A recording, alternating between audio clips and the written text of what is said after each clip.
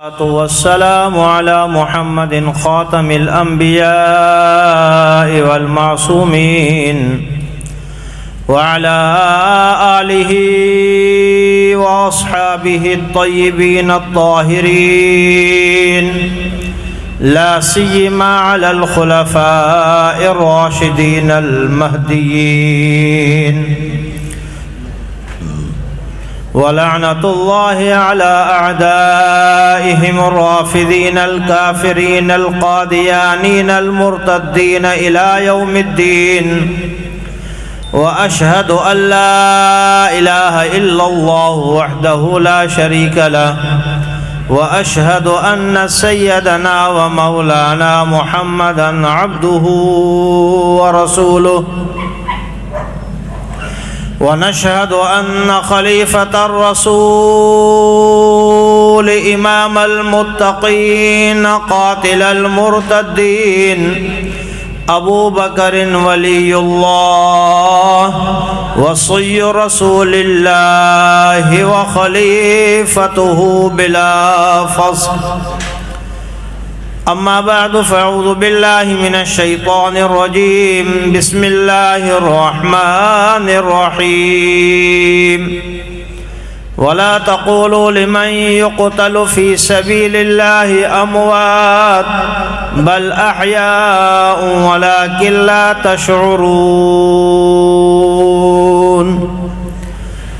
ولنبلونكم بشيء من الخوف والجوع ونقص من الأموال والأنفس والثمرات وبشر الصابرين الذين إذا أصابتهم مصيبة قالوا إنا لله وإنا إليه راجعون أولئك عليهم صلوات من ربهم ورحمة وأولئك هم المهتدون وقال النبي صلى الله عليه وسلم أصحابي كالنجوم فبأيهم اقتديتم اهتديتم وقال النبي صلى الله عليه وسلم حمزة أسد الله وأسد رسوله وقال النبي صلى الله عليه وسلم أكرموا أصحابي وقال النبي صلى الله عليه وسلم الله الله في أصحابي لا تتخذوهم من بعدي غرضا فمن أحبهم فبحبي أحبهم ومن أبغضهم فببغضي أبغضهم أو كما قال رسول الله صلى الله عليه وسلم إن الله وملائكته يصلون على النبي يا أيها الذين آمنوا صلوا عليه وسلموا تسليما اللهم صل على محمد وعلى آل محمد كما صليت وسلمت ورحمت وترحمت وتهننت على إبراهيم وعلى آل إبراهيم إنك حميد مجيد ग्राम कदर सामईन मोहतरम मुकर्रम अज़ीज़ मोमिन मुसलमान भाइरों दरवाजे के सिर ॾेई छॾियो सालाना सैयद शुहदा हमज़ा रज़ी अल्लाह ताला अन्हु जे नाले सां मुअनवन कॉन्फ्रेंस थी रही आहे। अल्लाह तबारक व ताला असां तव्हां सभिनी जे वेहण खे ॿुधण खे क़बूल व मंज़ूर फ़रमाए। हज़रत हमज़ा रज़ी अल्लाह ताला अन्हु जन जो तारुफ़ मुक़र्ररन अवां जे साम्हूं स्टेज ते सेक्रेटरी जा फ़राइज़ सर अंजाम ॾींदड़ मौलाना जहांदेव साहब मुख़्तसर तारुफ़ करायो, पर हज़रत हमज़ा रज़ी अल्लाह ताला अन्हु जन जी सीरत जा केतिरा ई पहलू अञा मख़फ़ी आहिनि।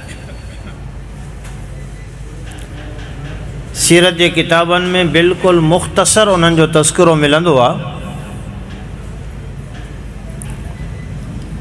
उन जो सबब ही आ त असां में जिद्दत पैदा कोन थी आहे जो कंहिं सहाबीअ जो मुकम्मल तौर ते असां तारुफ़ पढ़ूं या ॿुधूं या कोई उन जो मुकम्मल तारुफ़ ॿुधाए। फ़ज़ाइल बयान थींदा आहिनि, अहादीस में वारिद बिशारतूं सहाबा जे लाइ बयान थींदियूं आहिनि। इहो बि सीरत जो हिकिड़ो हिसो आहे। ॼमण खां वठी मरण ताईं जेको बि अरसो माण्हू दुनिया में रहियो आहे, ख़ुसूसन सहाबा इकराम रिज़वानुल्लाह अलैहिम अजमईन,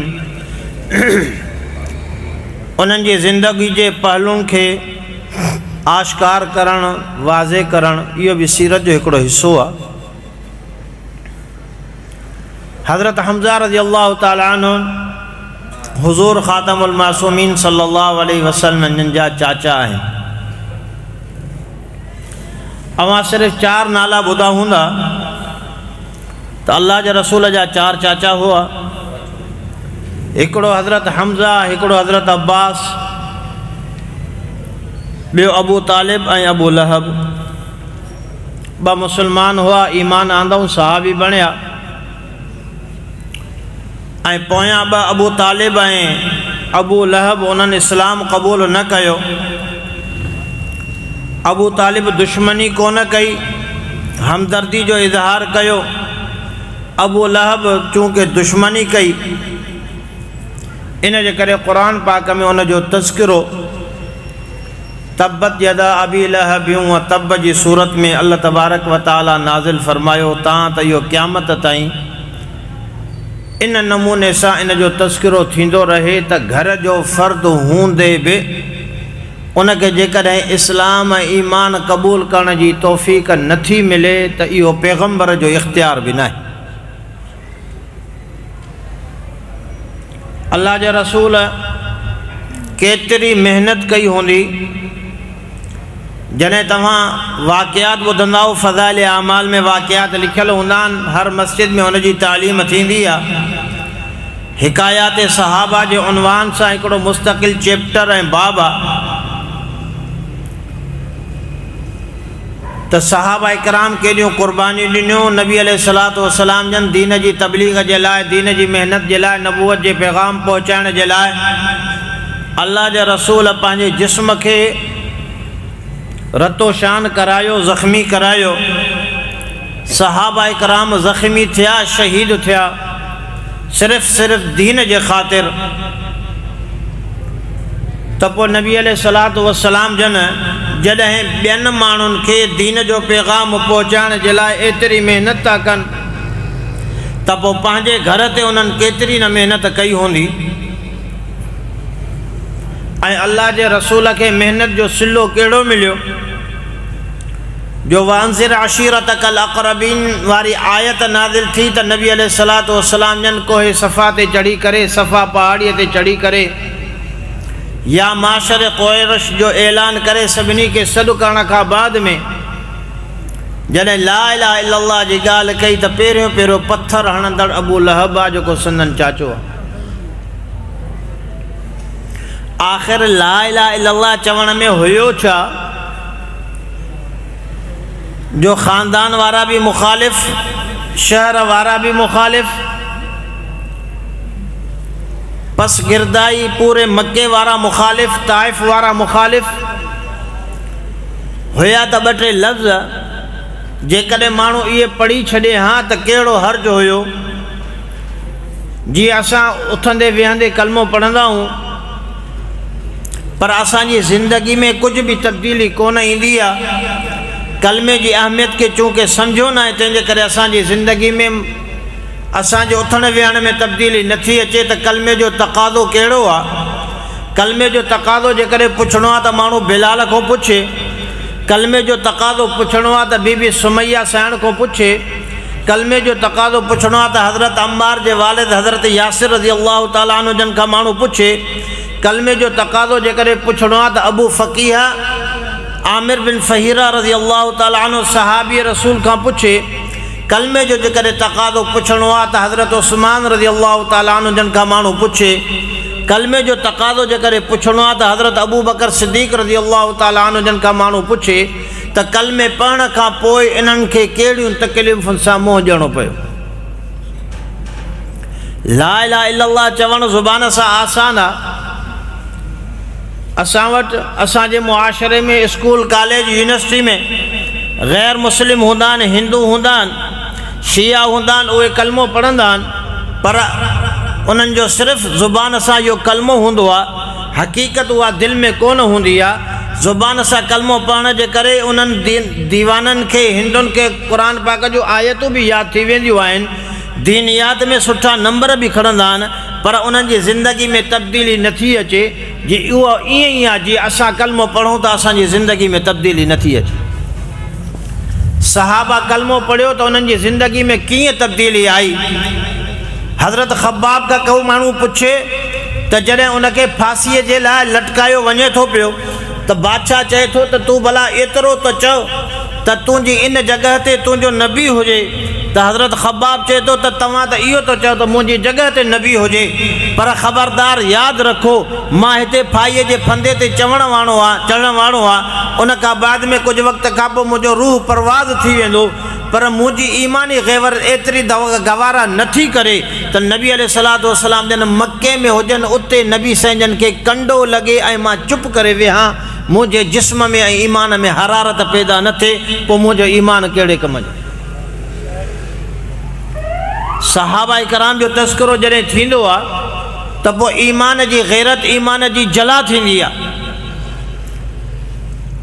वयज़ीदुल्लाहु अल्लज़ीना नहतदौ हुदा वयज़दादु अल्लज़ीना आमनू ईमाना मअ। क़ुरान पाक में अल्लाह तबारक व तआला फरमाए थो त मोमिननि जो ईमान वधी वेंदो आहे। कहिड़ी ॻाल्हि में वधे थो पियो? छा ईमान खे कोई जिस्म आहे तंहिंजे करे हू वधे थो? छा ईमान मुरकबा जो उहो वधे थो पियो या उन में नुक्स पैदा थो थिए? न, ईमान हिकिड़ी शइ आहे। ईमान सिर्फ़ु इन शइ जो नालो आहे त ज़ुबान सां इक़रार हुजे, दिलि में यकीन हुजे। 14वीं सदी जो मुसलमान सहाबा कराम जा तस्करा ॿुधी, अंबिया कराम जी सीरत ॿुधी करे, अंबिया कराम जा वाक़ियात ॿुधी करे, क़ुरान पाक जो आयतूं ॿुधी करे उन जे ईमान जे अंदर में जला ईंदी आहे, ईमान ताज़ो थी पवंदो आहे ऐं 2-4 रकातो नफ़िलनि जो वधीक पढ़ी वठंदो आहे, कोशिशि कंदो आहे त तहज्जुद जा फ़ज़ाइल ॿुधण खां पोइ मां तहज्जुद जी निमाज़ अदा कयां, फजर जी निमाज़ में मां सुस्ती थो कयां त मां फजर जी निमाज़ जल्दी उथी पढ़ण जी कोशिशि कयां। इहो सुबुह जी राति जो तक़रीर ॿुधण खां पोइ सुबुह जो उन जे ईमान ते इहो असरु थींदो आहे त इहो ईमान वधी वेंदो आहे। ऐं कुझु वक़्तु वरी ग़ैरनि जी सोबत में रही करे, अहिड़नि माण्हुनि जी सोबत में रही करे जेके माण्हू दीनदार न हूंदा आहिनि, त पोइ उन जो असरु क़बूल करे जमात जी निमाज़ जी पाबंदी बि छॾे ॾींदो आहे। इहो ईमान जो नुक़्स आहे, हो ईमान जी ज़्यादती आहे, हे ईमान में नुक़्स आहे। मतिलबु इहो आहे त ईमान खां ला इलाहा इल्लल्लाह मुहम्मद रसूलुल्लाह पढ़ण खां पोइ आमाल करण में इंसान जो केतिरो जज़्बो कारआमद आहे। सहाबा कराम जो तस्करो ॿुधी करे उन जो जज़्बो केतिरो वधे थो पियो, उन जे करे हू केतिरो अमल करे थो पियो। त सहाबा कराम रिज़वानुल्लाह अलैहिम अजमाइन जे साम्हूं या मक्के जे मुशरिकनि जे साम्हूं जॾहिं अल्लाह जो रसूल कलमे जी दावत ॾिए थो पियो त सहाबा कराम त उन ॻाल्हि खे सम्झनि था पिया ऐं पंहिंजी जान क़ुर्बान करण जे लाइ तयारु थी वेंदा आहिनि। पर जेके मुशरिक हूंदा आहिनि उहे कलमो छो नथा पढ़नि, अरबी ॼाण जे बावजूदु कलमो छो नथा पढ़नि? हू सम्झनि पिया त इहे सिर्फ़ु अल्फाज़ न आहिनि, इन्हनि अल्फाज़नि जे पोयों हिकिड़ी हक़ीक़त आहे त इंसान खे सॼो पंहिंजो पाण खे मिटाइणो पवंदो। 360 बुत जेके बणाया आहिनि, हर ॾींहं जो बुत मके वारनि बणायो हुयो। 1 जनवरी खां वठी करे या 1 मुहर्रम खां वठी करे 30 ज़िलहज ताईं 360 ॾींहं थियनि था पिया। ऐं जेकॾहिं असां शमसी साल खे ॻणियो त 365 या 64 ॾींहं थियनि था पिया। हर हिकु ॾींहं जो ख़ुदा जुदा। इन्हनि खे छॾणु को आसान कमु न हुयो। माबूदाने बातिल खे छॾणु आसान कमु आहे। जेको मज़हब मटाए ईंदो आहे पोइ उनखे कहिड़ियुनि तकलीफ़ुनि सां मुंहुं ॾियणो पवंदो आहे। पंहिंजे माहौल ऐं मुआशिरे में उनखे केतिरियूं तकलीफ़ूं सहणियूं पवंदियूं आहिनि। भाउ नाराज़ थी वेंदो आहे, अमड़ नाराज़ थी वेंदी आहे, अबो नाराज़ थी वेंदो आहे, ख़ानदान वारा नाराज़ थी वेंदा आहिनि, चवंदा आहिनि त हे कटड़ू बणिजी वियो। तरह तरह जा ताना इन्हनि खे मिलणु शुरू थी वेंदा आहिनि। पर हक़ीक़त इहा आहे त दीन जे ख़ातिर इहे ताना सहण इहा बि सहाबा जी सुन्नत आहे, अंबिया जी सुन्नत आहे। अंबिया कराम दीन जी महिनत जे लाइ जॾहिं बि कोई क़दम खयो त क़ौम वारनि ताना ॾिना, विढ़िया, दड़का ॾिना ऐं चयूं त असां तोखे रजम करे छॾींदासीं, तोखे क़तल करे छॾींदासीं, तोखे मारे छॾींदासीं। अंबिया इकराम जी दावत कहिड़ी त ला असलुकुम अलैहि अजरा इन अजरिया इल्ला अल्लाह। 1,24,000 अंबिया इकराम जी दावत इहा आहे त मां जेको बि दीन जो पैगाम तव्हां वटि पहुचायां थो उन जे बारे में तव्हां खां को उजूरो नथो घुरां, मज़दूरी नथो घुरां, बदिलो नथो घुरां। इन अजरिया इल्ला अल्लाह, मुंहिंजो अजुर कंहिं ते आहे? अल्लाह ते। क़ुरान पाक में केतिरियूं आयतूं सभिनि नबियुनि सां गॾु इहे आयतूं ईअं मौजूदु आहिनि। हुज़ूर ख़ातमुल मासूमीन सल्लल्लाहु अलैहि वसल्लम जन 1,24,000 अंबिया इकराम जा सरदारनि ऐं अंबिया इकराम जो जेको सिलसिलो हूंदो आहे, तबलीग हूंदी आहे, उहा हिकु जहिड़ी हूंदी आहे, उन में को मटाव न हूंदो आहे। छो त उसूल दीन साॻा आहिनि। 1,24,000 अंबिया इकराम में जेके उसूल आहिनि, दीन जा उसूल उहे सभु साॻा आहिनि। उहे 3 उसूल आहिनि: अल्लाह जी तौहीद खे मञणु, नबीअ जी नबूअत ऐं रिसालत खे मञणु ऐं क़यामत ते ईमान आणणु। सभिनि नबियुनि जी दावत इहा आहे। ऐं दावत जॾहिं पेश कनि था पिया त उन जे जवाब में छा था चवनि? इन अजरिया इल्ला अल्लाह। त ज़ाहिरी ॻाल्हि आहे त जेको नबियुनि जो सरदार आहे, सरताजुल अंबिया आहे, जंहिंजे मथां ख़तम नबूअत जो ताज आहे, जेको ख़ातमुन नबीयीन आहे, जेको ख़ातमुल मासूमीन आहे, हज़रत मुहम्मद मुस्तफ़ा अहमद मुश्तबा सल्लल्लाहु अलैहि वसल्लम जन, त उन्हनि जो बि नज़रियो, फ़िकर, अल्फाज़ इहे ई हूंदा न। त ला असलुकुम अलैहि अजरा, मां जेका दीन जी महिनत तव्हां ताईं पहुचाई, दीन जो पैगाम पहुचायो, इन जे बदिरे में मां तव्हां को बि उजूरो नथो घुरां। मुंहिंजो उजूरो कंहिं ते आहे? अल्लाह ते। नबी साईं जन बि त इहो ई क़ुरान पाक में ईअं ई लिखियलु आहे न। पर जेकॾहिं कोई चए त हीअं बि लिखियलु आहे ला असलुकुम अलैहि अजरा इल्लल मवद्दत फिल क़ुरबा, इन अजरे इल्ला अल्लाह, इन जॻह ते नाहे। मां तव्हां खां कंहिं बि शइ जो सुवाल नथो कयां, ला असलुकुम अलैहि अजरा इल्लल मवद्दत फिल क़ुरबा, पर मुवद्दत फिल क़ुरबा उन जो ख़्यालु कयो। हाणे मुवद्दत फिल क़ुरबा, मवद्दत माना मुहब्बत, मवद्दत माना मुहब्बत, क़ुरबा माना जेके वेझा माइट आहिनि। हाणे नबी संजन जा वेझा माइट बस सिर्फ़ु 4 हुया, न सम्झो? नबी साईं जा वेझा माइट सिर्फ़ु 4 हुआ न। नबी साईं जो पूरो ख़ानदान आहे। नबी साईं जूं पुफियूं आहिनि, नबी साईं जा चाचा आहिनि, नबी साईं जा सोट आहिनि। 22 सोट हुया अल्लाह जे रसूल खे, 9 चाचा हुआ, उन्हनि जी औलाद हुई। उन्हनि जी औलाद मां हिकिड़ो हज़रत सुफ़ियान आहे, सुफ़ियान बिन हारिस। इहो बि नबी साईं जन जो रिज़ाई भाउ आहे। जी हज़रत हमज़ा रिज़ाई भाउ आहे, त नबी साईं जन जो हज़रत सुफ़ियान बिन हारिस इहो बि रिज़ाई भाउ आहे। उहो अॻिते मसइलो ईंदो। पर नबी साईं जन जो ख़ानदान आहे त अल्लाह जो रसूल सिर्फ़ु इहो चवंदो त मुंहिंजे चइनि माइटनि जो ख़्यालु कजो उहे 4 माइट कहिड़ा? हिकिड़ो हज़रत अली साईं, ॿियो हज़रत हसन साईं, टियों हज़रत हुसैन साईं ऐं चौथों बीबी फातिमा ज़हरा रज़ी अल्लाह अन्हा। बस इहा नबूवत वटि इंसाफ़ हूंदो? थी नथो सघे।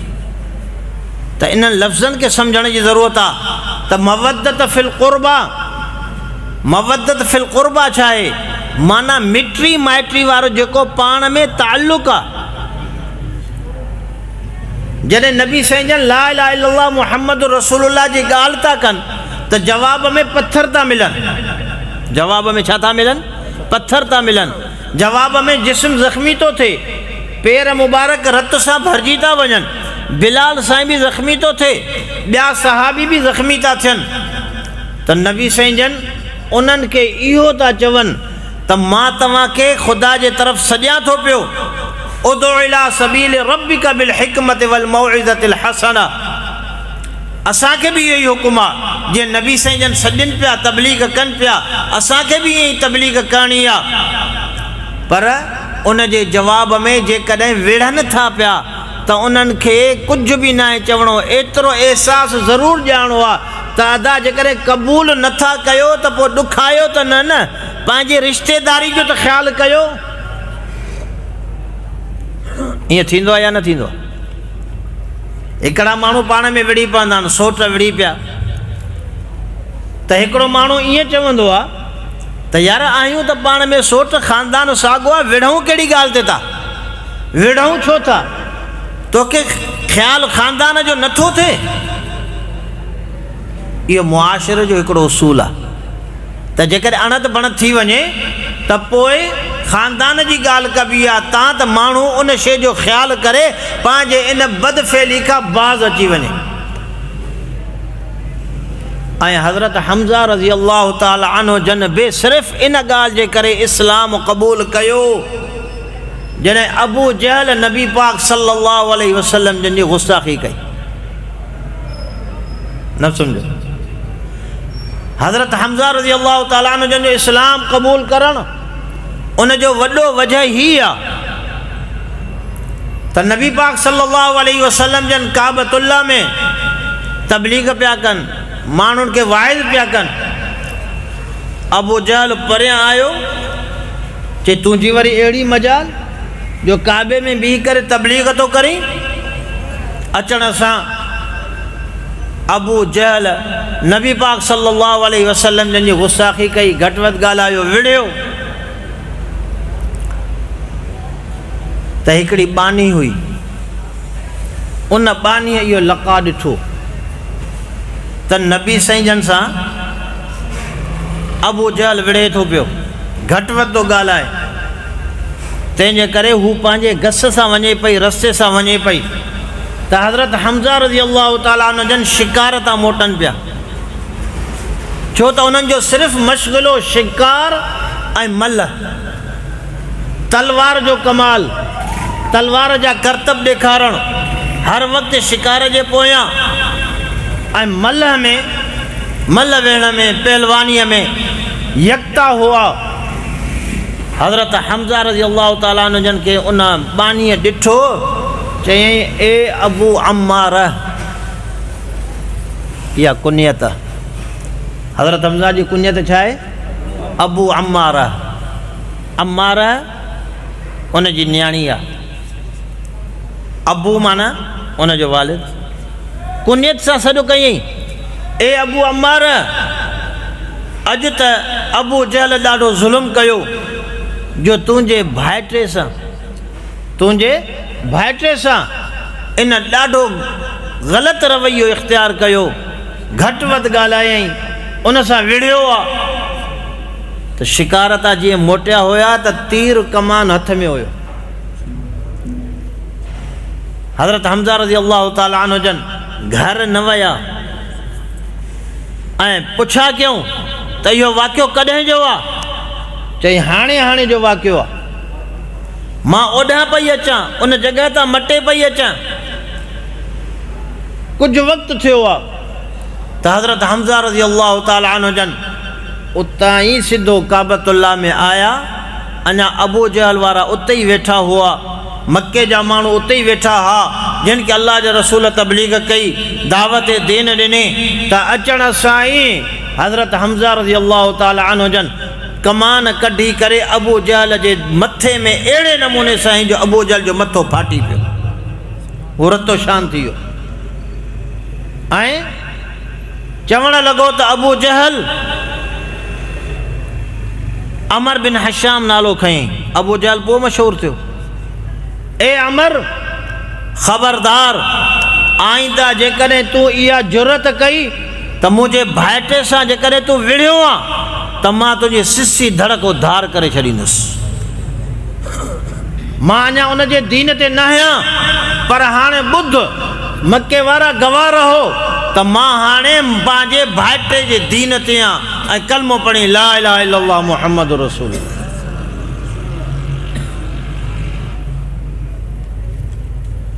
अबू जहल जे बारे में बनु मखज़ूम उनजो कबीलो कहिड़ो हुयो? अबू जहल जो कबीलो कहिड़ो हुयो? बनु मखज़ूम।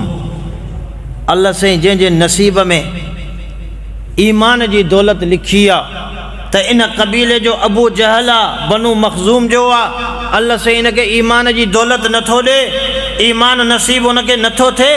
अल्लाह जे रसूल फरमायो फ़िरऔन हाज़िहिल उम्मा अबू जहल, हे अबू जहल जेको आहे हिन उम्मत जो फ़िरऔन आहे, अबुल हकम न आहे अबू जहल आहे। उनजो लक़ब अबुल हकम हुयो त फ़ैसिले कंदड़नि जो अमीर बादशाह, बहितरीन फ़ैसिलो कंदड़। अल्लाह जे रसूल फरमायो न अबुल हकम न आहे अबू जहल आहे, जाहिलनि जो सरदार आहे। इन दीन खे क़बूल नथो करे, सम्झी करे क़बूल बि नथो करे, ॾिसी करे बि क़बूल नथो करे।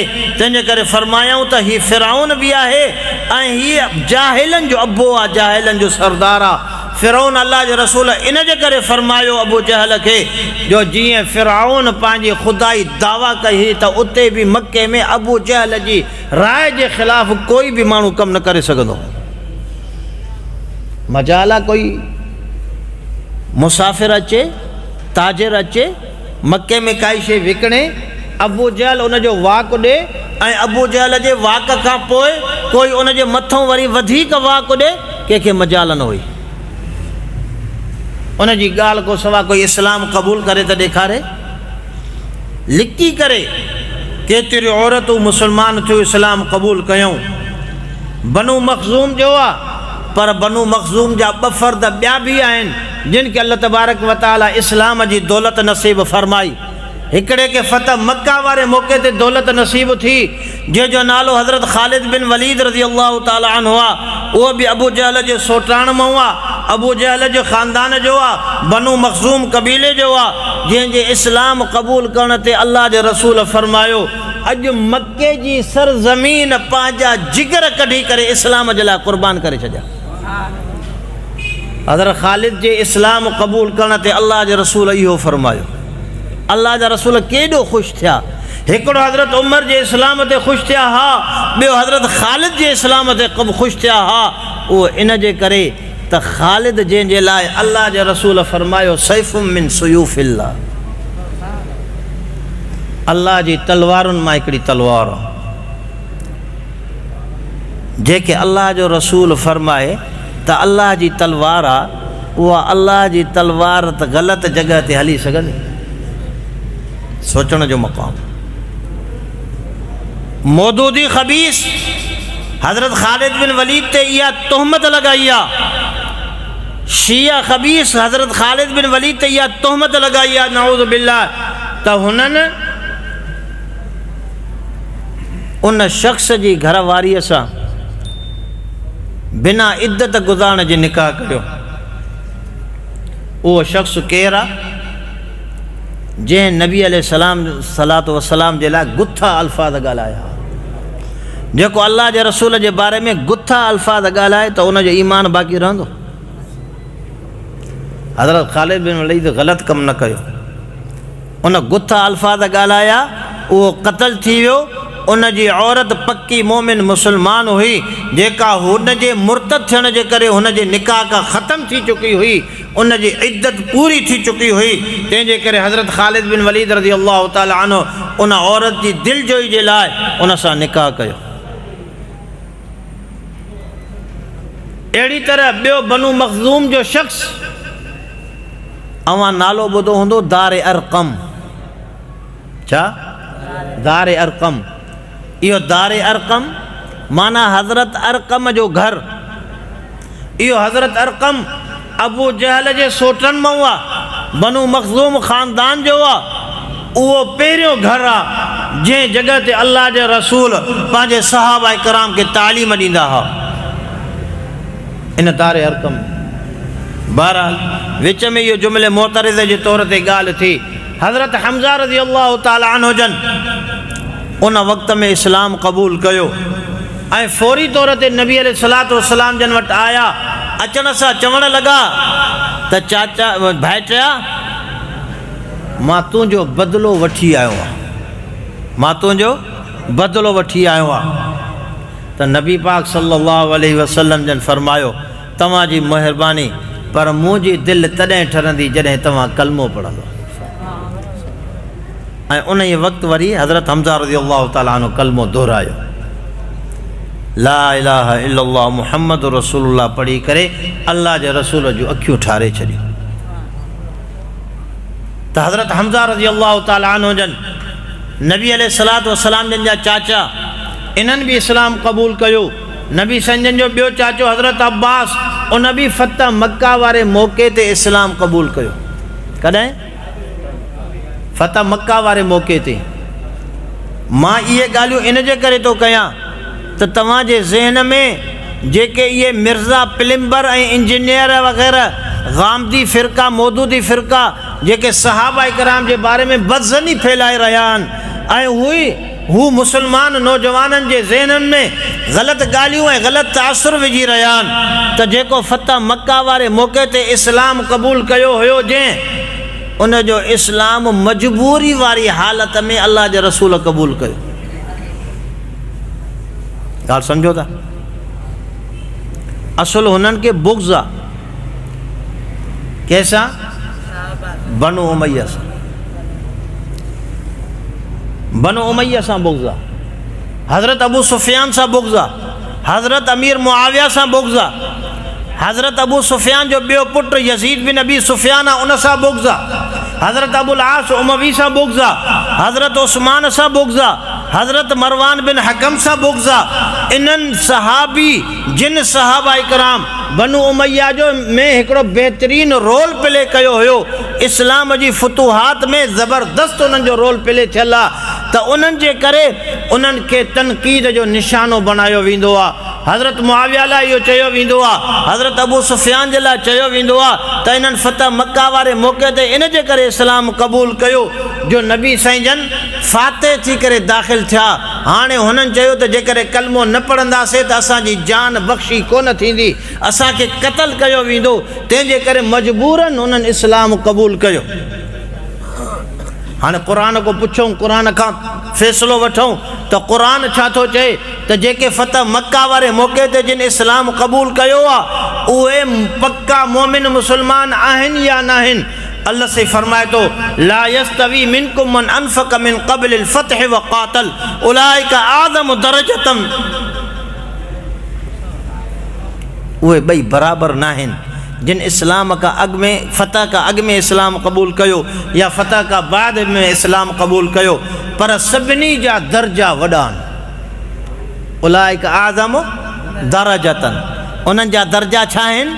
आज़म, अज़मत वारा, इज़्ज़त वारा, शान वारा, अल्लाह वटि मर्तबे वारा उन्हनि जा दर्जात आहिनि। पर अल्लाह से अॻिते फरमायो त मता कोई वरी दिलि में इहो ख़्यालु रखे त मता कंहिंजे लाइ कोई दर्जो घटि हुजे। व कुल्लुम वअदल्लाहुल हुस्ना, अल्लाह तबारक व तआला उन्हनि जे लाइ सभिनी लाइ जन्नत जो वाइदो करे छॾियो आहे। ॻाल्हि सम्झो था? त चवंदा आहिनि हज़रत मुआविया फ़तह मक्का ते इस्लाम क़बूल कयो। अरे बाबा, जेकॾहिं इहा ॻाल्हि आहे, इहा ॻाल्हि सही न आहे, हक़ीक़त इहा न आहे। हज़रत मुआविया रज़ी अल्लाह ताला उन खां 2 साल अॻु में इस्लाम क़बूल कयो आहे, जॾहिं नबी अलैहिस्सलातु वस्सलाम जन उम्रो क़ज़ा कयो। सम्झो था? अल्लाह जे रसूल छा कयो? उम्रो क़ज़ा कयो। ऐं उम्रो क़ज़ा कॾहिं थियो? एक ॻाल्हाइनि नौजवान सुलह हुदैबिया में मके वारनि अल्लाह जे रसूल के सहाबा के मोटाए छॾियो न त तव्हां मके में दाख़िल नथा थी सघो, वापसि वञो, आईंदे साल अचिजो। तलवारूं तव्हांजूं मयाणनि में हुजनि, खुलियल तलवारूं न हुजनि। 3 ॾींहंनि ताईं तव्हांखे मके में रहण जी इजाज़त हूंदी, तव्हां उमिरो अदा कजो। ऐं उहो उमिरो सुलह हुदैबिया खां 2 साल अदा करण जे लाइ नबी सजन तशरीफ़ फरमा थिया, सहाबा इकराम जी जमात वठी आया। ऐं उमिरे खां पोइ उमिरो पूरो तॾहिं थींदो आहे, माण्हू हलाल तॾहिं थींदो आहे, एहराम मां फ़ारिग़ तॾहिं थींदो आहे जॾहिं वार कूड़ाए या कतराए। छा? वार कूड़ाए या कतराए। हिकिड़ो मसइलो सम्झी छॾियो। हिकिड़ा शख़्स वेंदा चवंदा असां उमिरा घणा कयूं, घणनि उमिरनि करण जी ज़रूरत न आहे, उन में सवाबु घटि आहे, काबतुल्लाह जो तवाफ़ करण में सवाबु वधीक आहे। ॻाल्हि सम्झ में आई? इहो मसइलो। ऐं ॿियो मसइलो त माण्हू उमिरो कयो, कॾहिं कॾहिं ईअं थींदो आहे त फौरी तौर ते माण्हू वेंदो आहे वरी मदीने पाक, मदीना मुनव्वरा, वरी उतां जल्दी मोटी ईंदो आहे, अञा उनजे मथे ते वार न आया हूंदा आहिनि, ईअं ई थोरा 8 ॾींहंनि में छा वार ईंदा मिड़ई। पर हाणे जेकॾहिं छो त मदीने खां मोटण वक़्तु वरी हिनखे उमिरो करिणो आहे, छो त उतां मीक़ात आहे, उतां बिना एहराम जे गुज़रणु नाजाइज़ आहे, दंभ पइजी वेंदो आहे, तंहिंजे करे जेको मोटंदो आहे उनखे उमिरो करिणो पवंदो आहे।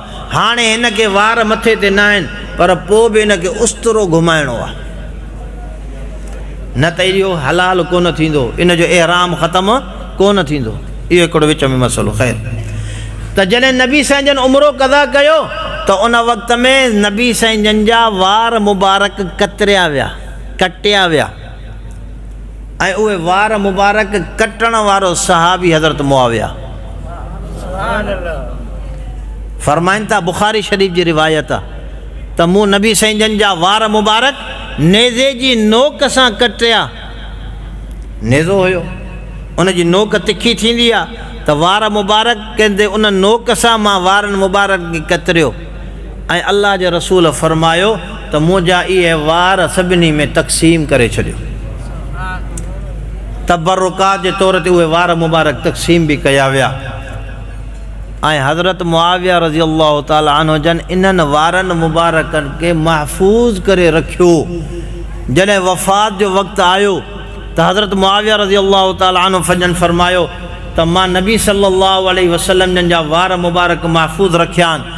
इहे वार मां मरी वञा, अखियूं बंदि थी वञनि त मुंहिंजी अखियुनि ते रखिजो, त क़यामत जे ॾींहुं मां जॾहिं उथां त मुंहिंजी अखियुनि ते अल्लाह जे नबीअ जा वार मुबारक हुजनि। ऐं हाणे पोइ बि इहे मिर्ज़ा पिलंबर ऐं मौदूदी फ़िरके वारा चवनि त हज़रत मुआविया जो इस्लाम जेको आहे उहो मोतबर न आहे, डिॼण जे करे इस्लाम क़बूल कयईं। क़ुर त हीअं थो चए, हदीस मुबारक त हीअं थी चए, पोइ या त क़ुर ऐं हदीस जी ॻाल्हि मञणी आहे या इन्हनि तारीख़दाननि जी ॻाल्हि मञणी। ॻाल्हि सम्झ में अचे थी त हज़रत हमज़ा रज़ी अल्लाह ताला अन्हु नबी साईं जन जो रिज़ाई भाउ आहे। हिकु त चाचो आहे, ॿियो कहिड़ो रिश्तो आहे? रिज़ाई भाउ। रिज़ाई भाउ माना जंहिं हिकु औरत जो खीर पीतो हुजे, साॻी औरत हुजे, नबी पाक सल्लल्लाहु अलैहि वसल्लम जन बि खीर पीतो उन औरत जो, ऐं हज़रत हमज़ा रज़ी अल्लाह ताला अन्हु जन बि खीर पीतो उन औरत जो, ऐं हज़रत सुफ़ियान बिन हारिस बि खीर पीतो उन औरत जो, ऐं हज़रत अबू सलमा रज़ी अल्लाह ताला अन्हु जन बि खीर पीतो उन औरत जो। इन औरत जो नालो आहे बीबी सुवैबत, जेके मशहूरु सोबिया चइबो आहे। सोबिया न आहे, सुवैबत आहे। इहा अबू लहब जी बानी हुई। नबी साईं जन जी विलादत थी आहे त इहा बानी अबू लहब खे ख़ुशख़बरी ॿुधाइण जे लाइ काबतुल्लाह में अचे थी। काबतुल्लाह जो अबू लहब तवाफ़ पियो करे। अबू लहब छा पियो करे? तवाफ़ पियो करे। छो त काबतुल्लाह जी हुरमत पहिरें ॾींहं खां इन अव्वल बैतिन वुज़िअ लिन्नास लल्लज़ी बिबक्कत मुबारकन व हुदल लिल आलमीन। इन अव्वल बैतिन, पहिरें पहिरियों घर काबतुल्लाह, अल्लाह जो घर उहे ज़मीन ते जेको ठाहियो वियो, पहिरें ॾींहं खां हुनजी हुरमत आहे। अबू लहब तवाफ़ पियो करे, सुवैबत अची करे चयो त साईं तव्हांजे घर में, तव्हांजे भाउ जे घर में, चूंकि वेड़ो साॻियो हुयो तंहिंजे करे रिवायत जा अल्फाज़ उन्हनि जो तर्जुमो इहो आहे त तव्हांजे घर में, माना तव्हांजे भाउ जे घर में तव्हांखे भाइटियो ॼायो आहे। अबू लहब एॾो ख़ुशि थियो, एॾो ख़ुशि थियो, चईं त अंत हुर, वञ तूं आज़ादु आहे। ग़ुलाम खां आज़ादी जो क़दुरु पुछिबो आहे, नाबीने खां अखियुनि जो क़दुरु पुछिबो आहे, बीमार खां सिहत जो क़दुरु पुछिबो आहे, फ़क़ीर खां मालदारीअ जो क़दुरु पुछिबो आहे। त ग़ुलाम हुआ, उहा माई बि ग़ुलाम हुई, बानी हुई। जॾहिं अबू लहब उनखे चयो त अंत हुर, वञ तूं आज़ादु आहे, इहा ई सुवैबत आहे जंहिं अॻिते हली करे हज़रत हमज़ा रज़ी अल्लाह ताला अन्हु जन खे इहो ॿुधायो त तुंहिंजे भाइटे मुहम्मद सां अबू जहल गुस्ताखी कई आहे। इहा ई सुवैबत आहे, इहा ई माउ आहे नबी साईं जन जी रिज़ाई माउ। हज़रत अली साईं को रिवायत आहे, कंहिंखो, जंहिंजे लाइ चयो वेंदो आहे त बाबुल इल्म, अखियुनि ते। हज़रत अली साईं वटि इल्म जा बाब हुआ। अना दारुल हिकमत व अलीयुन बाबुहा, या अना दारुल इल्म व अलीयुन बाबुहा, मां हिकमत जो घर आहे, अली उन जो दरवाज़ो आहे। अली उन जो छा आहे? दरवाज़ो आहे। साईं रहमानी साहिब सां हिकिड़े शीअ जेको आहे ईअं मिड़ई चई त ॾिसो न, इल्म जो दरवाज़ो आहे। त साईं फौरी तौर ते उनखे चयो त इल्म जो दरवाज़ो आहे, पर इल्मु अंदरि आहे, उन दरवाज़े मां वञिणो पवंदो, वञी करे इल्मु हासिलु कबो, दरवाज़े ते बीह करे इल्मु हासिलु न कबो आहे। व अलीयुन बाबो आहे, अखियुनि ते आहे, पर इहो जेको नज़रियो आहे त पैगंबर का अली साईं खे ख़ासि तालीम ॾिनी आहे, इहा पैगंबर ते तुहमत आहे। सम्झो था, अल्लाह जो रसूल कॾहिं बि ना इंसाफ़ी न कंदो, जो हिकिड़े माण्हूअ जे कन में फूक ॾे, ॿिए खे वरी कुझु न ॿुधाए। अॼुकल्ह जो मदरसे जो उस्ताद ईअं कंदो, जो शागिर्द वेठा हुजनि, हिकिड़े कंहिंखे चए, हिकिड़े ॾे मुखातब थिए, ॿियनि खे छॾे ॾे, त उनजी नाइंसाफ़ी थींदी न। अल्लाह जो रसूल कीअं नाइंसाफ़ी कंदो? अल्लाह जे रसूल खे जेको अल्लाह जे तरफ़ां इल्मु मिले थो पियो, वहीअ जे ज़रिए सां इल्मु मिले थो पियो, लुदनी इल्मु आहे, सीने में जेको इल्मु आहे, जेको बि अल्लाह तबारक व तआला वदियत कयो आहे, अल्लाह जो रसूल सभिनी जे साम्हूं पेश करे थो, कंहिंखो लिकाए नथो, कंहिंखे का ख़ासियत ऐं ख़ुसूसियत सां कंहिंखे ॿुधाए नथो। सिर्फ़ु एतिरी ॻाल्हि ज़रूरु आहे जो अल्लाह जे रसूल फरमायो त लियलियनी मिनकुम उलुल अहलाम वन्नुहा, ख़बरदार पहिरीं सफ़ में मुंहिंजे पोयां उहे बीहनि जेके अकुल मंद हुजनि। जेके छा हुजनि? अकुल मंद हुजनि, उहे मुंहिंजे पोयां बीहनि, पहिरीं सफ़ में उहे बीहनि। ऐं केरु बीहंदा हुआ? हज़रत अबू बकर उमर साईं बीहंदा हुआ, हज़रत अली साईं बीहंदा हुआ, हज़रत इब्न मसूद, हज़रत उस्मान साईं बीहंदा हुआ, हज़रत ज़ैद बिन साबित बीहंदा हुआ। चंद सहाबी हुया जिन जे लाइ अल्लाह जे रसूल फरमायो लियलियनी मिनकुम उलुल अहलाम वन्नुहा, तव्हां मो जेके अकुलमंद आहिनि मुंहिंजे पोयां उहे बीहनि। छाजे करे? छाजे करे? उन जो सबबु आहे, हिकु त मुक़्तदी जो असरु इमाम ते थींदो आहे, मुक़्तदी जो असरु इमाम ते थींदो आहे। ॿी ॻाल्हि, इमाम जेको क़ुरान पढ़ंदो, क़ुरान पाक हिकिड़ो वॾे इल्मु, वसी इल्मु रखंदड़ क़ुरान पाक आहे, किताब आहे, वसी इल्मु वारो किताब आहे। अल्लाह जे रसूल फरमायो त मूं ते जॾहिं बि वही नाज़िल थींदी आहे, मां सभिनी ताईं पहुचाईंदो आहियां। कॾहिं कॾहिं निमाज़ जे दौरान बि वही नाज़िल थिए थी पई, त उन वक़्त में मां उहा तिलावत कयां थो पियो, त तिलावत करण में हर हिकु इनखे सम्झी नथो सम्झे। उहो माण्हू सम्झंदो जेको फ़हम वारो हूंदो, अकुलमंद हूंदो, सम्झू हूंदो, उहो जल्दी सम्झंदो, ऐं जेकॾहिं ॿियो को हूंदो उहो देरि सां सम्झंदो। देरि सां सम्झण जे करे उन जो असरु मूं ते पवंदो। तंहिंजे करे फरमायो त तव्हां मां मुतसिल मुंहिंजे उहे बि आहिनि जेके अकुलमंद हुजनि। तव्हां रमज़ान में हिकिड़ो वाक़ियो मौली साहिबनि खां ॿुधो हूंदो त हिकिड़े सहाबीअ खां अलाह जे रसूल फरमाए त रोज़ो बंदि कयो, तव्हां त अछो धाॻो ऐं कारो धाॻो पाण में फ़र्क़ु कनि, अछो धाॻो ऐं कारो धाॻो उन में फ़र्क़ु ज़ाहिर अची वञे त हे धाॻो अछो आहे, हे धाॻो कारो आहे, तेसि ताईं तव्हां खाईंदा पीअंदा रहो। उन सहाबीअ धाॻा खयां, धाॻा ऐं पंहिंजे विहाणे जे हेठों रखी छॾियईं, सेरीअ ते उथियो, देरि ताईं खाईंदो रहियो, देरि ताईं खाईंदो रहियो। जो रोज़ाना रोज़ो बंदि कंदो हो, खाइणु बंदि कंदो त उन खां वधीक वक़्तु खाइण में मशगूल थियो। सुबुह जी निमाज़ ते अल्लाह जे रसूल जी ख़िदमत में हाज़िर थियो, या रसूल सल्लल्लाहु अलैहि वसल्लम राति आयत नाज़िल थी, हत्ता यतबय्यन लकुमुल ख़ैतुल अब्यद मिनल ख़ैतिल अस्वद मिनल फ़ज्र सुम्मा अतिम्मु सियाम इलल लैल। मां त अमल कयो क़ुरान जी आयत ते, ॿ धाॻा खयां, हिकिड़ो सफ़ेद खयो, हिकिड़ो कारो खयो ऐं मां खाईंदो रहियुसि, पर ॾिठुमि त अछाण थी वई आहे, ॾिठुमि त छा थी वई आहे, अछाण थी वई आहे। या रसूल मुंहिंजो रोज़ो थियो या न थियो? अल्लाह जा रसूल खिली पिया, तबसुम फरमायो, मुस्किरायो, फरमायो त तुंहिंजो विहाणो त वॾो आहे जो उन में आसमान जा किनारा अची विया, उन में आसमान जा किनारा अची विया। छा मतिलबु? मतिलबु इहो आहे त तो ही धाॻा सम्झा, इन मां इहे धाॻा मुराद न आहिनि, बल्कि आसमान मां अछी लकीर मुराद आहे। जॾहिं आसमान मां राति ख़तमु थींदी आहे त हिकिड़ी सफ़ेद लकीर ज़ाहिर थींदी आहे, क़ुरान पाक उनखे धाॻे सां ताबीर कयो आहे। इहे धाॻा मुराद न आहिनि, बल्कि सुबुह सादिक़ ऐं सुबुह काज़िब मुराद आहे। सम्झ में आयो? ऐं अॼुकल्ह वरी मीडिया जो ज़मानो आहे, मीडिया जे ज़माने जे करे जेका ॻाल्हि अचे थी पई, लिखियलु आहे हेठों हदीस नबवी, फलाणो किताब, हदीस नंबर हेतिरो, ऐं वरी जेकॾहिं माण्हू इस्लाम 1 में सर्च करे या इस्लाम 360 में सर्च करे, उहो नंबर लिखी करे खुली ईंदो। एप्स आहिनि न, उहा हदीस खुली ईंदी। वाक़ई हदीस बि मौजूदु हूंदी, पर उहा हदीस हिकिड़ी हूंदी, इन जे बाद में जेका ॿी हदीस हूंदी उन उहा न लिखी आहे, तंहिंजे करे कंट्राडिक्शन थी पियो। उहा हदीस कहिड़ी हुई? रमज़ान में आई, व्हाट्सअप ते, ग्रुप ते। उहा हदीस इहा हुई त जेकॾहिं तव्हां खाओ पीओ था पिया त खाईंदा पीअंदा रहो, तव्हां त भले बिलाल जी अज़ान बि अचे, भले बिलाल जी अज़ान बि अचे। हाणे माण्हू चवंदा साईं हदीस में लिखियलु आहे, पोइ भला अज़ान अचे थी असां खाईंदा पीअंदा रहूं। अरे बाबा ईअं न आहे, इन हदीस के सही माना में तव्हां सम्झो।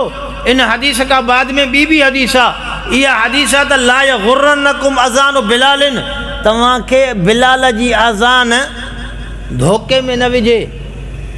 अज़ान ऐं धोखो वरी कीअं? धोखे जो मतिलबु इहो आहे त अज़ान ॿुधव तव्हां खाइणु पीअणु बंदि करे छॾियो, रोज़े जो टाइम ख़तमु थी वियो आहे। न, बिलाल जी अज़ान तहजुद जी हूंदी आहे, बिलाल जी अज़ान फज्र जी न हूंदी आहे।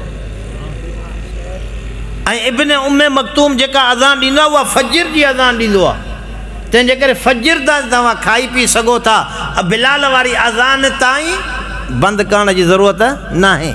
हाणे इहा हदीस पोयों लिखियलु आहे, इहा त ग्रुप में न आई त माण्हू धोखे में पइजी वियो, पंहिंजा रोज़ा विञाए वेठई। तंहिंजे करे इहो मसइलो बि सम्झी छॾियो, अज़ान जुदा आहे, अज़ान जुदा आहे ऐं रोज़ो जुदा आहे। रोज़ो राति जो पूरो करिणो आहे, अज़ान फज्र जी ॼणी आहे। ॻाल्हि सम्झो था न? मां पंहिंजे मौज़ू खे समेटियां त हज़रत हमज़ा रज़ी अल्लाह ताला अन्हु नबी अलैहिस्सलातु वस्सलाम जो चाचे सां गॾु, चाचे हुजण सां गॾु नबी संजन जो रिज़ाई भाउ बि आहे, ठीकु आहे। ऐं 5 जंगुनि में हज़रत हमज़ा रज़ी अल्लाह ताला अन्हु हिसो वरितो। इस्लाम जे लाइ जेका पहिरीं लड़ाई थी आहे, उन में बि झंडो हज़रत हमज़ा के नबी अलैहिस्सलातु वस्सलाम जन पाण अता फरमायो। उन में लड़ाई न थी, ज़ातुल हरीर उन जो नालो आहे, उहा लड़ाई न थी, पर नबी साईं जन लश्कर ॾिनो, सहाबा ॾिना ऐं हज़रत हमज़ा रज़ी अल्लाह ताला अन्हु खे झंडो ॾिनो।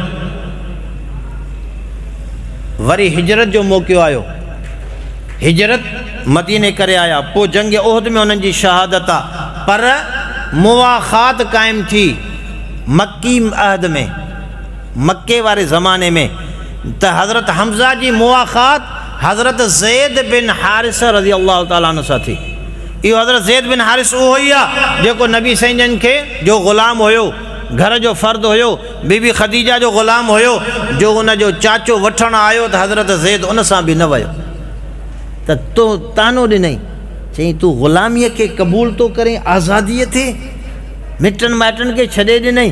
चई त मां हिननि शख़्सनि सां रही ॾिठो आहे, मूंखे अबे ऐं अम्मा खां वधीक प्यारु मिलियो आहे, तंहिंजे करे मां तव्हां सां न हलंदुमि। नबी साईं जन उनखे भाउ बणायो, हज़रत हमज़ा जो भाउ हज़रत ज़ैद बणियो।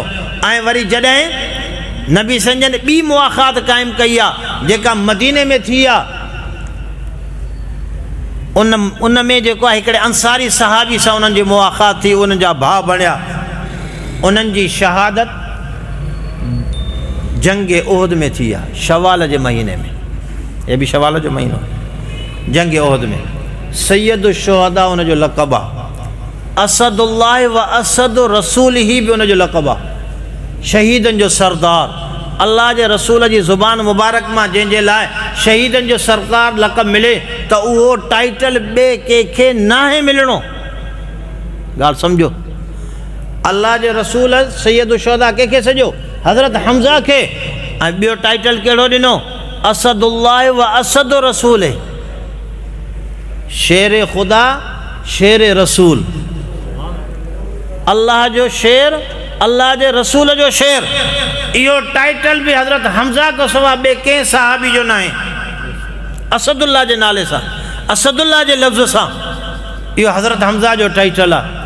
ऐं हज़रत हमज़ा रज़ी अल्लाह ताला अन्हु जन उन्हनि जी निमाज़ जनाज़ा थी हिकु दफ़ो आहे, बाक़ी उहो जनाज़ो पियो रहियो पियो रहियो पियो रहियो, तां त 70 सहाबा जी निमाज़ पढ़ी वई, छो त उहद में 70 सहाबा शहीद थिया।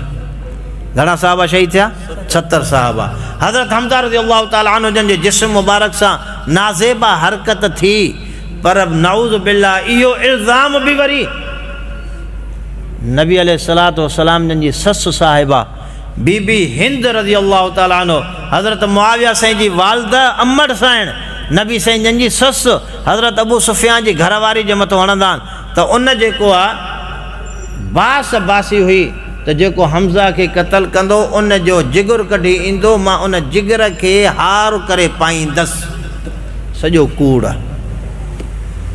बीबी हिंद रज़ी अल्लाह ताला अन्हु जन न अहिड़ी वसियत कई, न अहिड़ी ॻाल्हि कई, न उन इहो अमल कयो। सिर्फ़ु ऐं सिर्फ़ु बनु उमैया सहाबा कराम रिज़वानुल्लाह अलैहिम अजमईन जी ज़िंदगी ऐं सीरत खे दाग़दार करण जे लाइ इहे वाक़ियात ठाहिया हुया। हज़रत हमज़ा खे हज़रत वाशी शहीद कयो, कंहिं? वाशी बिन हर्ब, उन वक़्त में उहो मुस्लमान न हुयो। वरी हज़रत वाशी जे लाइ कूड़ ॻाल्हायो वियो, हज़रत वाशी जे लाइ हिकिड़ी रिवायत ठाही वई त नबी साईं जन हज़रत वाशी खे चयो त तुंहिंजो इस्लाम क़बूल आहे, पर तूं मुंहिंजे साम्हूं न ईंदो कर। ॻाल्हि सम्झो था? इहा ॻाल्हि बि ग़लति आहे। अल्लाह जो रसूल माना दिलि में रखे पियो न कुझु, इहो मुस्लमाननि जो ईमान न आहे। तकियो अल्लाह जो रसूल न कंदो आहे, तकियो पैगंबर न कंदो आहे। पैगंबर जे लाइ इहो हुकुम आहे त बबांगे दहल जेका ॻाल्हि हुजे उहा चई छॾे। जॾहिं उनजो इस्लाम क़बूल थियो, अल इस्लाम यहदिमु मा कान क़बलहु, इस्लाम अॻियां सभु गुनाह माफ़ करे छॾींदो आहे। जीअं हज़रत वाशी जो इस्लाम आहे, तीअं हज़रत अबू बकर साईं जो इस्लाम आहे। जीअं उनजो इस्लाम अल्लाह वटि मक़बूल आहे, तीअं हज़रत वाशी जो इस्लाम बि अल्लाह वटि क़बूल आहे। तंहिंजे करे जेके प्रोपेगंडा आहिनि, क़ुरान ऐं हदीस जे मुक़ाबले में तारीख़ खे पेश कयो वेंदो आहे।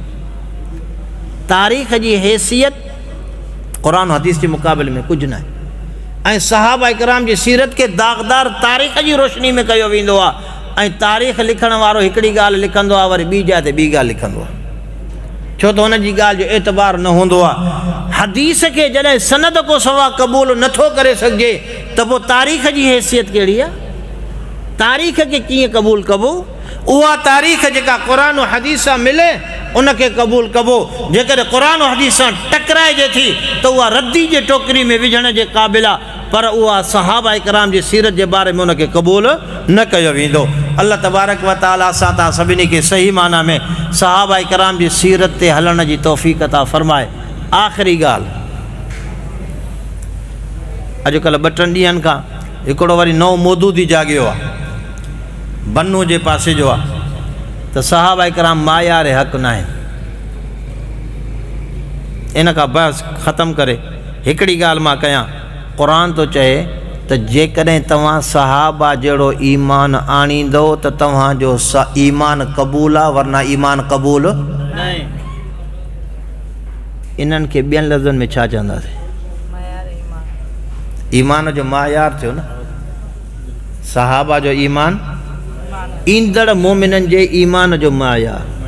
मायार लफ़्ज़ जेकॾहिं किथे न आहे त भले न हुजे, ईअं त क़ुरान पाक में तौहीद जो लफ़्ज़ बि कोन्हे। तौहीद जो लफ़्ज़ आहे? तव्हां क़ुरान पाक पूरो खोले ॾिसो, सर्च कयो, तौहीद जो लफ़्ज़ लिखो, क़ुरान पाक जे कोई बि लफ़्ज़ तौहीद वारो कोन्हे। पर अहिड़ा अल्फाज़ ज़रूरु आहिनि जेके तौहीद ते दलालत कनि था। त अहिड़ी तरह सहाबियत जे बारे में, उन्हनि जे मायार हक़ हुजण जे बारे में मायार जो लफ़्ज़ न बि हुजे, पर आयत उन ॻाल्हि ते दलालत कनि थियूं त सहाबा जो ईमान मायार आहे। ऐं ॿी ॻाल्हि, सहाबियत वहबी शइ आहे, कसबी शइ न आहे। सम्झो था, सहाबी अल्लाह जे तरफ़ां बणायो वेंदो आहे। इन अल्लाह अख़्तारनी वख़्तार ली असहाबी, वहबी शइ आहे। इहो हिकिड़ो नस जेको आहे इहो इम्तियाज़ ऐं तमग़ो मिलियल आहे। कोई माण्हू चए त मां सहाबी आहियां, उहो सहाबी न थी सघंदो केतिरो बि इबादत गुज़ार हुजे। पोइ जेका शइ वहबी हूंदी आहे उन जे लाइ मायार बणाइबो न आहे, उहो मायार ठहियल मिलंदो आहे। ऐं उहो मायार क़ुरान और हदीस में मौजूदु आहे। सम्झो, उहो मायार क़ुरान हदीस में मौजूदु आहे। तंहिंजे करे कोई बि माण्हू इन्हनि अल्फाज़नि जे फितने में न अचे, कोई बि माण्हू ईअं न सम्झे। जेकॾहिं ईअं सम्झई त पंहिंजे ईमान तां उनखे हथु खणणो पवंदो। अल्लाह तबारक व तआला असां तव्हां सभिनी खे सही माना में सहाबा इकराम आले बैत रसूल जी इक़्तिदा करण जी तौफ़ीक़ अता फ़रमाए। व आख़िर दावाना अल्हम्दुलिल्लाहि रब्बिल आलमीन। अल्लाहुम्मा सल्लि अला मुहम्मद नबिय्यिल उम्मी व अला आलिहि व अस्हाबिहि व बारक व सल्लिम अदद ख़ल्क़िक व रिज़ा नफ़्सिक व ज़ीनत अर्शिक मिदाद कलिमातिक ला मुंतहा दून इल्मी।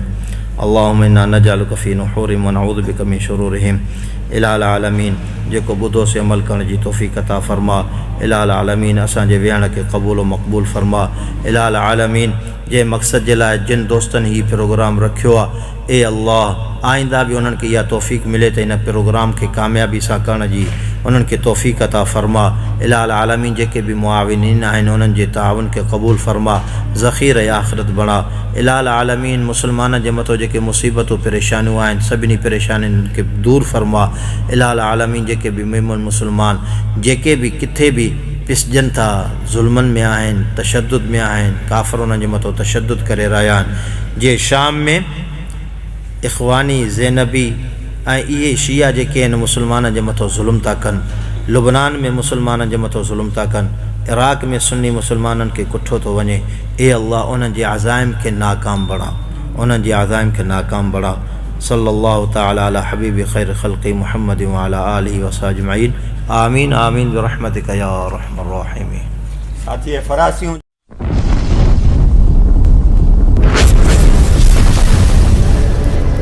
Subscribe my YouTube channel.